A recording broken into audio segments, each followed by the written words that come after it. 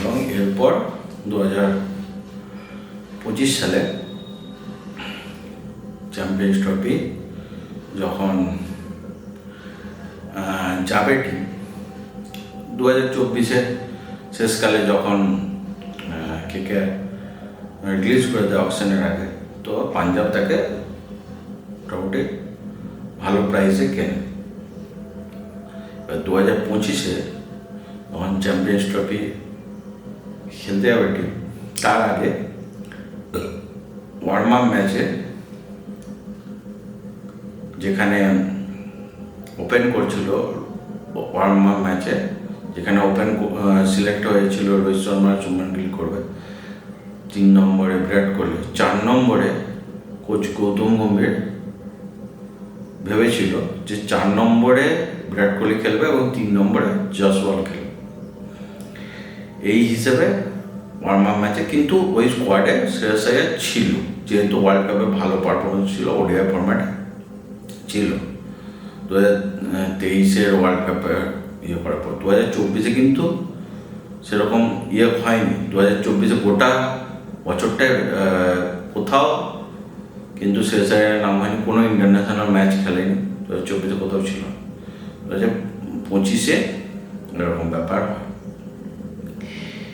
এরপর প্রথম ম্যাচে 2025-এর চ্যাম্পিয়ন্স ট্রফির আগে ওয়ার্ম আপের প্রথম ম্যাচে কী হয়,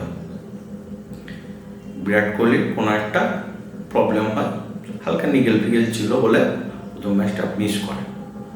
এবার 3 নম্বর পজিশনে খেলার কথা, জয়সওয়ালের খেলার কথা, সে খেলেছে। 4 নম্বর পজিশনে বিরাট কোহলি খেলার কথা, বিরাট কোহলি সেই ম্যাচটা থেকে সরেছে। তো সেই জায়গায় শ্রেয়স আইয়ার তার পরবর্তী যে কমেন্টেটরদের সঙ্গে কথা বলেছে, আমি তো রেডি ছিলাম না ম্যাচটা খেলতে, আমাকে জানিয়ে দেওয়া হয়েছিল আমি খেলবো না, ফার্স্ট 11-এ নেই, যে কিন্তু 2023-এর ওয়ার্ল্ড কাপে টপ রান গেটারদের মধ্যে ছিল। তো হঠাৎ করে তাকে বলা হয় যে খেলতে হবে, বিরাট কোহলির এরকম সমস্যা হয়েছে, 4 নম্বর পজিশন খেলতে হবে। তো তড়িঘড়ি মোটামুটি সে বিনা প্র্যাকটিসে এক প্রকার ম্যাচটা খেলে এবং ম্যাচটা এমন খেলে যে নিজের যোগ্যতা প্রমাণ করে। তো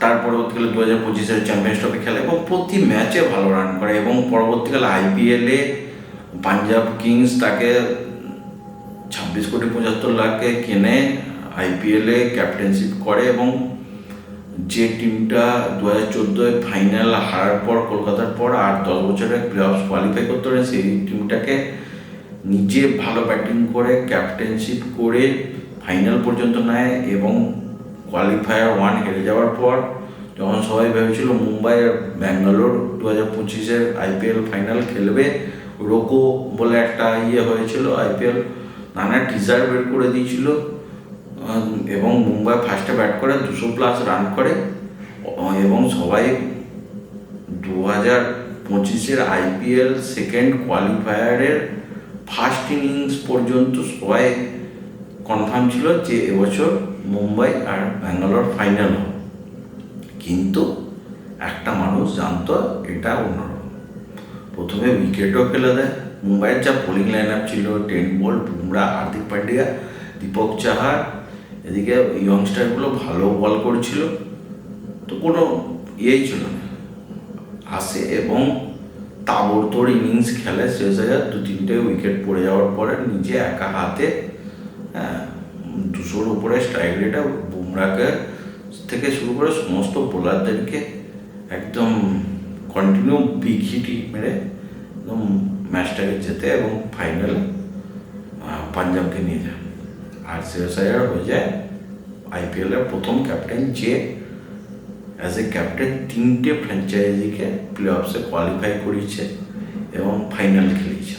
প্লে অফসে কোয়ালিফাই করা আরেকটা ক্যাপ্টেন যে 2টো টিমকে করেছে সেটা হচ্ছে মহেন্দ্র সিং ধোনি, কোনোমতো 15-এ কোয়ালিফাই করেছিল নাকি ঠিক মনে পড়ছে না। দ্বিতীয় বছর স্টিভ স্মিথ ক্যাপ্টেন হয়েছিল, সেবারে তো ফাইনাল খেলেছিল।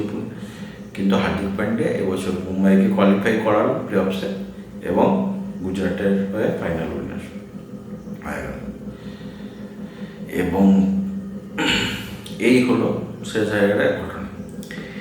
এবং যে মাঝখানে আইপিএল চলাকালীন শ্রেয়াস আইয়ার কেকেআর টিমের হয়ে বা আইপিএল পরবর্তী বা আইপিএলের আগে শ্রেয়াস আইয়ারের তরফ থেকে বিজ্ঞপ্তি ছিল যে কেকেআর তার সঙ্গে ঠিকমতো যোগাযোগ করেনি, তাই সে কেকেআর ছাড়তে বাধ্য হয়েছে। যাই হোক, এইগুলো হচ্ছে ব্যাপার।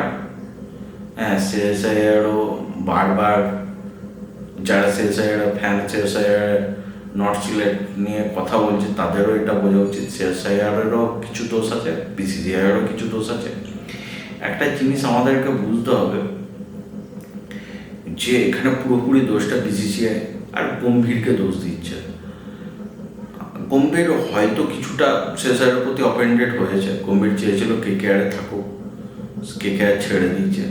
এবং একটা জিনিস ভাবতে হবে, এই শ্রেয়াস আইয়ারের উত্থান প্রাথমিক জীবন থেকে এবং পরবর্তীকালেও কিন্তু গম্ভীর অনেক করেছে, তাকে হেল্প করেছিল।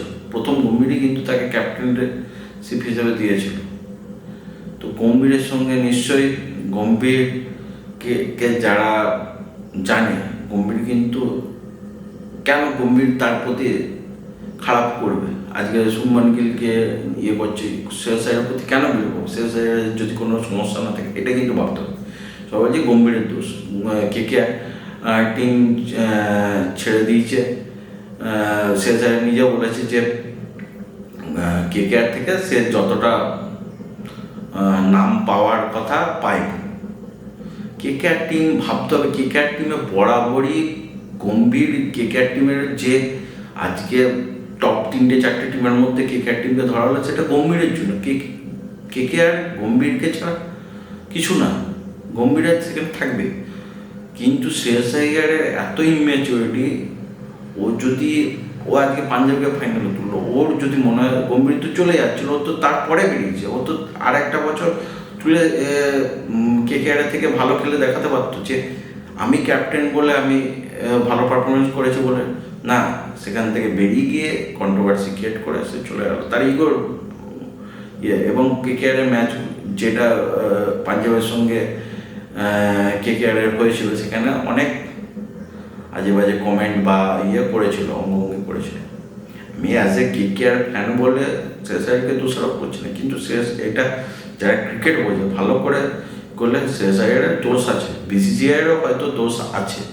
কিন্তু একটা জিনিস ভালো করে আমাদেরকে মনে রাখতে হবে, বিসিসিআইয়ের দোষ তার, গম্ভীরের দোষ তার, বা এখানে সিনিয়রকে, বিসিসিআইকে এতগুলো প্লেয়ারকে মনিটরিং করতে হয়।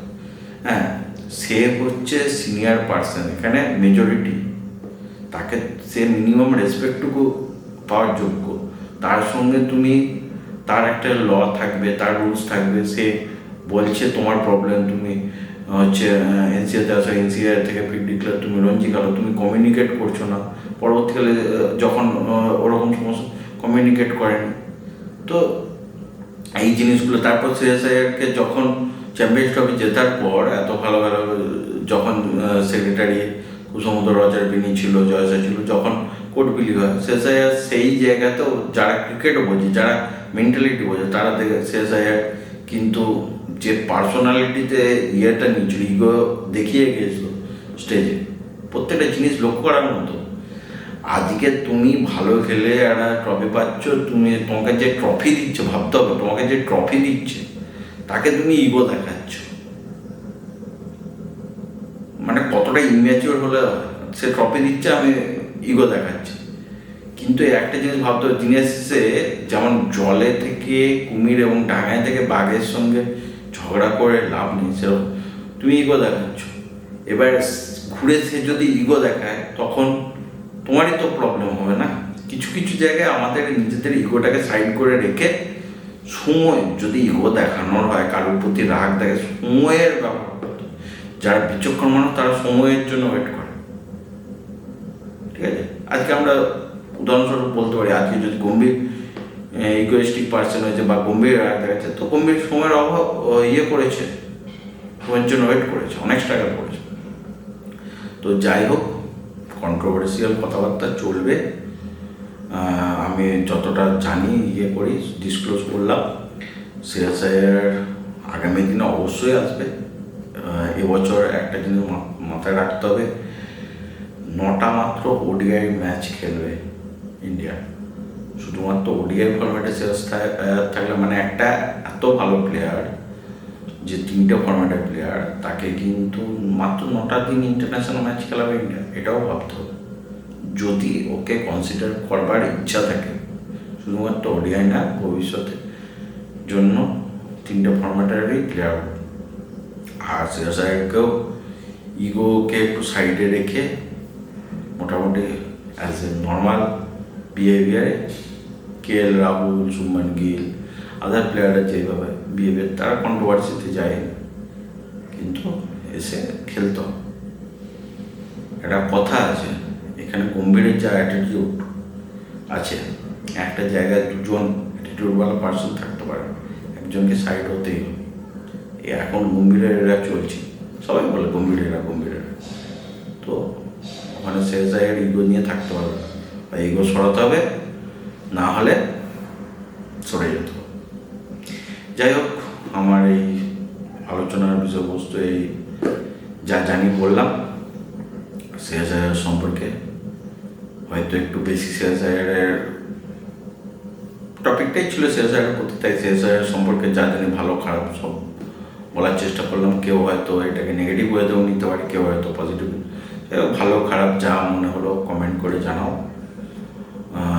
আর পরবর্তীতে আর কী কী জিনিস নিয়ে কোনো টপিক জানার থাকলে জানো, আমি বলবো, আলোচনা করব। আর ভিডিওটা ভালো লাগলে বন্ধুদের সাথে শেয়ার করো, সবাইকে জানাও। ঠিক আছে, আজকে এখানেই থাক। পরবর্তী ভিডিওর জন্য লাইকস করো এবং টপিক লেখো, আর ভালো লাগলে চ্যানেলটাকে সাবস্ক্রাইব করো। এখন আর মত চললাম, গুড নাইট, টাটা।